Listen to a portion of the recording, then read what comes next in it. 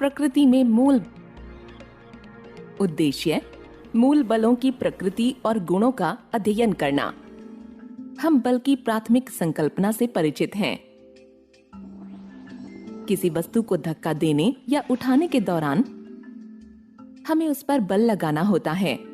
प्रसिद्ध भौतिक विज्ञानी आइजैक न्यूटन, जिन्होंने पहली बार गति के अपने 3 नियमों में बल की स्पष्ट संकल्पना दी थी, इन्होंने गुरुत्वाकर्षण का सार्वभौमिक नियम भी दिया था।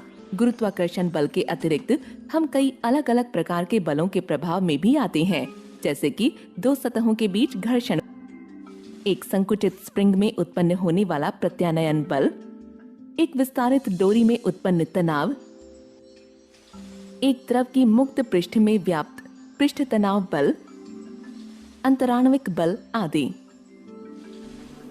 अब विभिन्न प्रकार के मूल बलों का अध्ययन करते हैं। गुरुत्वाकर्षण बल। गुरुत्वाकर्षण बल परिमित द्रव्यमानों वाले किन्हीं 2 वस्तुओं के बीच अन्योन्य आकर्षण बल है। यह एक सार्वभौमिक बल है। न्यूटन के गुरुत्वाकर्षण के नियम के अनुसार यह पारस्परिक रूप से आकर्षी बल उनके द्रव्यमानों के गुणनफल के अनुक्रमानुपाती है और उनके बीच की दूरी के वर्ग के व्युत्क्रमानुपाती है। गुरुत्वाकर्षण बल एक लंबी परास का बल है और इसे किसी भी बीज के माध्यम की आवश्यकता नहीं होती। अन्य मूल बलों की तुलना में गुरुत्वाकर्षण बल सबसे दुर्बल बल है।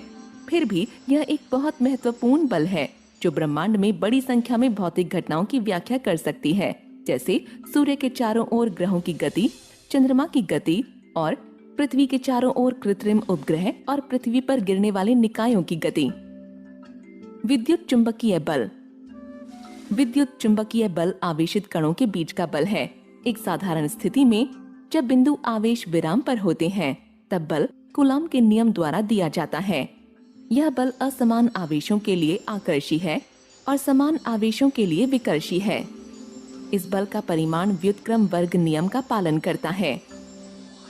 गति में आवेश चुंबकीय प्रभाव पैदा करते हैं और एक चुंबकीय क्षेत्र गतिशील आवेश पर एक बल उत्पन्न करता है। विद्युत और चुंबकीय प्रभाव सामान्य रूप से अविभाज्य हैं, इसलिए इनके प्रभाव को विद्युत चुंबकीय बल कहते हैं। विद्युत चुंबकीय बल एक लंबी परास का बल है और इसे किसी भी बीज के माध्यम की आवश्यकता नहीं होती। यह गुरुत्वाकर्षण बल की तुलना में बहुत प्रबल है।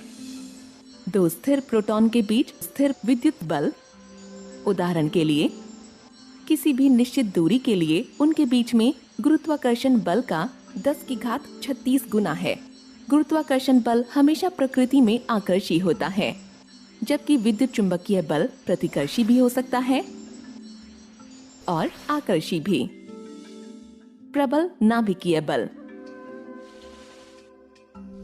यह बल नाभिक में प्रोटॉन और न्यूट्रॉन को बांधने के लिए उत्तरदायी होता है। यह स्पष्ट है कि प्रोटॉन के बीच विद्युत प्रतिकर्षण के कारण कुछ आकर्षी बल के बिना नाभिक अस्थिर होगा। प्रबल नाभिकीय बल सभी मूल बलों में सबसे प्रबल होता है।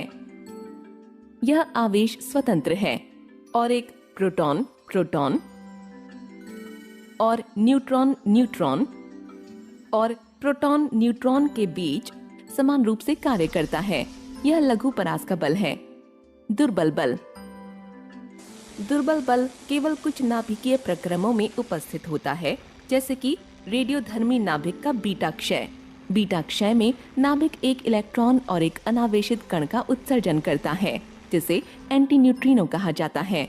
दुर्बल बल की परास बहुत छोटी होती है। सारांश। गुरुत्वाकर्षण बल परिमित द्रव्यमानों वाले किन्हीं 2 वस्तुओं के बीच पारस्परिक आकर्षण बल है। यह एक सार्वभौमिक बल है। यह बल उनके द्रव्यमान के गुणनफल के अनुक्रमानुपाती है और इनके बीच की दूरी के वर्ग के व्युत्क्रमानुपाती है। विद्युत चुंबकीय बल आवेशित कणों के बीच का बल है। जब आवेश विराम पर हो तो बल कूलॉम के नियम द्वारा दिया जाता है। यह असमान आवेशों के लिए आकर्षी है और समान आवेशों के लिए प्रतिकर्षी है। एक नाभिक में प्रोटॉन और न्यूट्रॉन को बांधने के लिए प्रबल नाभिकीय बल उत्तरदायी होता है। यह एक आकर्षी बल है और सभी मूल बलों के बीच सबसे प्रबल बल है। यह एक आवेश स्वतंत्र लघु परास बल है। दुर्बल बल निश्चित नाभिकीय प्रक्रमों में दिखाई देता है, जैसे कि रेडियोधर्मी नाभिक का बीटा क्षय।